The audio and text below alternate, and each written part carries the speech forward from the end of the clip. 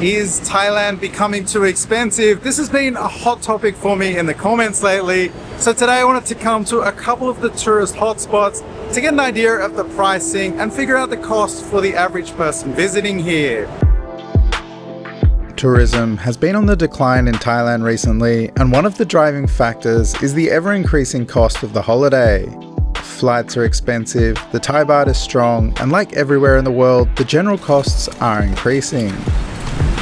There are two main parts of the city where people typically stay here in Bangkok. Around Sukhumvit Road, which is where I am now, and also the Old Town around Chinatown, Khao San Road, that part of the city.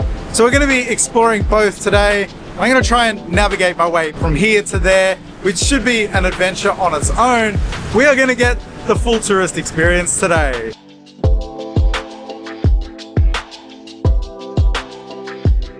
Now, something we need to address before we even get into the cost of things is the strength of the Thai baht. Now, I first came to Thailand in 2011, and I remember clearly at that time coming, $1 Australian got me 30 Thai baht. Currently, $1 Australian gets you 20 Thai baht. So that means everything is instantly 50% more expensive. Basically, 300 baht used to cost me $10, now it costs me $15. So without any inflation, any price increase, instantly the holiday is already going to be 50% more expensive. The interesting thing about Thailand is that while some things continue to increase in cost, other things have been the same price for 20 plus years. One of the things that is ever increasing globally, not just in Thailand, is accommodation. Now, removing the cost of the flight, the hotel is likely the first thing that you will spend money on when booking your trip here, and the prices of the hotels have been consistently climbing. So I'm just taking a quick look at the prices of hotels in this area around Sukhumvit, and it seems to be, the average seems to be around 1,500 to 2,000 baht a night. That is for tonight. And I will note that this is right in the middle of the low season. This is about the quietest time and the lowest that the hotel prices get here. You may be able to get better deals if you book way in advance, obviously, but looking at the prices, if you were to book a room here tonight, yeah, city center looks like around 1,500 to 2,000 baht. If I go out to the Old Town and the Chinatown area, I see a few under 1,000, but still the majority are over 1,000 baht. This is a huge increase from when I used to come here many, many years ago. I was more into the 500 baht a night kind of places. And we're talking hotels, not hostels here. And you used to be able to get really cool places for that amount. Now, I had traveled here 7 times before actually making the move out here. I used to come basically pretty much every single year I would come.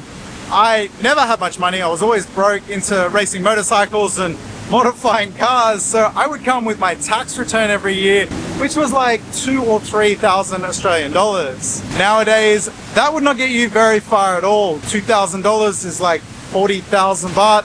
I spend that in about 2 weeks here, just living my normal life. That's no partying, going out and throwing money around like it's Monopoly money, no hotels. I mean, I pay rent, but that's kind of about the same price. But I do believe the days of coming out here with like 2,000 Australian dollars and having, I mean, we were crazy. We were just partying. I was drunk the entire time. Those days are long gone. Well, here is a massage place. Let's see how much it costs for a massage these days. So here we are. These are the costs. They have Thai massage, 250 baht for 30 minutes. Oil massage is 500 baht for 30 minutes, 700 baht for 1 hour. Now, I don't get massages very often. I could have sworn it used to be like 300 baht for an hour for like an full body oil massage. 700 baht here? That can't be right. Alright, now for the part of the video I have not been looking forward to. I am going to try and make my way out to Chinatown. Hello, Sawadee Krap. Can you take me to Chinatown? Chinatown, okay. How much? How much do you pay? What? How cheap? Oh, about 250 please. 250? Yeah? No. Oh, 200, okay. Okay. Thank you.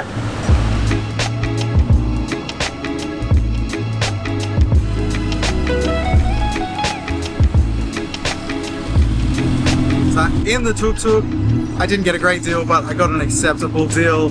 I'm paying 200 baht for this. It's only like, it's less than 3 kilometers away, but This guy was really nice. I asked 3 different guys. They're all varying between 300, 250, 200. It seemed like I wasn't going to get a better deal than this, and I like this guy, so.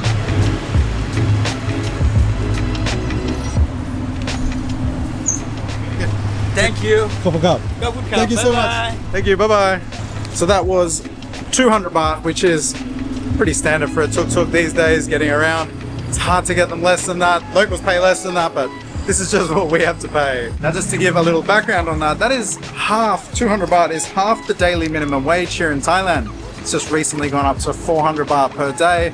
So he's earned basically half that minimum wage in just a 15-minute trip. Actually, probably less than that. Probably about a 10-minute trip. If he was to do 10 of those in one day, he'd be earning more than most office workers here.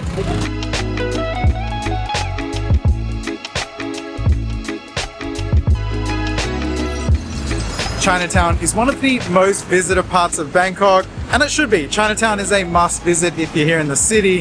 However, recently it's taken a real big hit. It used to be hard to walk down the street here at night, but lately there's been a lot of change here, and I believe the cost has something to do with that. Chinatown has been downsizing over the last year. Chinese tourism is on the decline, and the area has become too expensive for the locals. Many of the food stalls that used to line the streets have been removed, and in the evenings, it's a noticeable difference.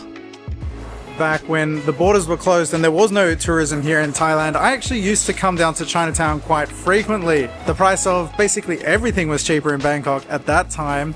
This place was really popular with the locals, but as soon as the borders opened, this place exploded with tourism. It was madness here, and with the numbers of people visiting increasing, the price of everything steadily increased also. And I believe this is one of the reasons Chinatown isn't as popular these days, especially with the locals. Well, since I'm in Chinatown and walking around smelling all of this amazing food here, I'm gonna go find some lunch and let's see how much it costs for a meal here.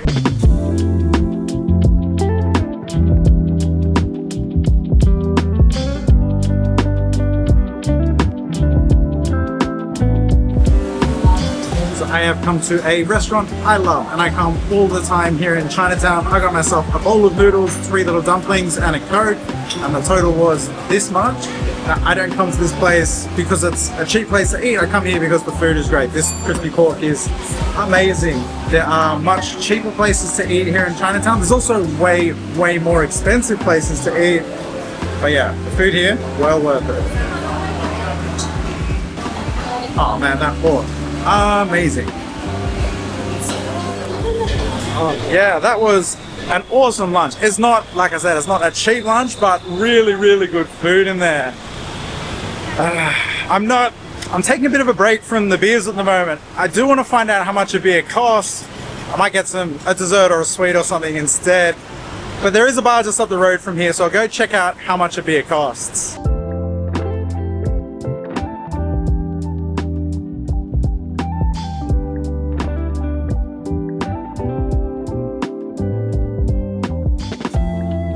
So that place, to get a beer, was 180 baht for a small Leo or Singer in the daytime. So those prices were the promotion price for up until 7 p.m. I couldn't see what the prices were for after 7 p.m, but I'm assuming a new menu comes out at that time. Now, on the cost of beer, and I do think this is worth mentioning because this is where the majority of my money went on my early trips out here. My go-to beer these days is a San Miguel Light, and I typically pay anywhere between 120 to 180 baht, depending on where I am. But I do remember my first trip here, we were paying just 60 baht for a bottle of beer.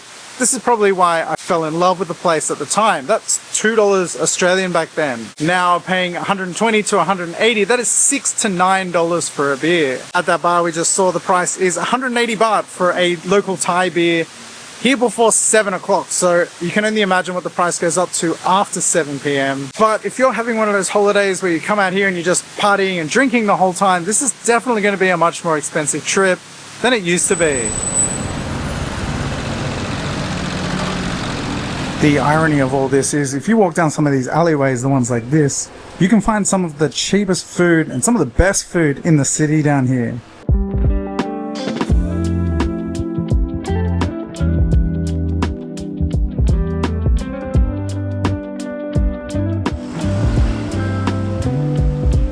So how does all this compare to neighboring countries? And this is where this gets really interesting. This is what a lot of the talk about has been in the comments section lately in my videos. But if you were to look at a place like Vietnam, I haven't been there for a little while. I'm actually going there very, very soon, going over with my girlfriend. But the last time I was there, I paid 20,000 Vietnamese dong for a beer, which is basically 25 baht. And when I went out for dinner on the same evening, I paid 89,000 Vietnamese dong for a bowl of noodles, which equals around 110 baht. What's worth noting is that this is right in the middle of the tourist area. This is Bu Vien Walking Street, which is likely one of the most visited streets by tourists in Vietnam. So you would think there the prices would be higher than anywhere else in the city. Now, where this gets really, really interesting, I just came back from a trip from China. I went over with my girlfriend. We spent 2 weeks over in China. We had an amazing time there, but we were blown away by the cost of everything. Literally, everything was cheaper than here. Hotels were cheaper, food was cheaper, transport was cheaper, getting around, like everything seemed to be cheaper. Our day-to-day spending as tourists there was lower than it is here. Now, I personally think this is having a huge impact on the amount of Chinese tourists that are visiting here. The Chinese tourism numbers are down, and if it's more expensive for them to come here than it is to stay home, they're more likely to travel domestically. Thailand, known for its dual pricing in national parks and at many attractions, doesn't have different prices for locals on general things like restaurants. However, in places that are popular with tourists, generally everything is more expensive.